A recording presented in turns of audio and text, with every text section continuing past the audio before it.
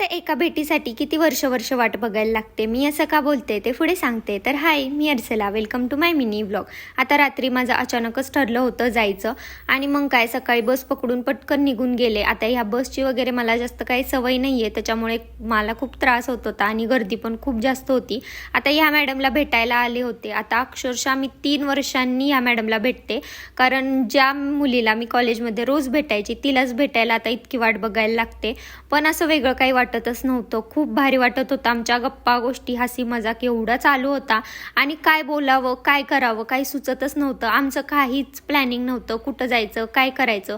अचानकच आम्ही सगळ्या ठिकाणी गेलो होतो. मग आधी तर झुडिओमध्ये गेलो, त्याच्यानंतर मॉलमध्ये गेलो होतो आणि मग मला एक लिपस्टिक घ्यायची होती, ती घेतली.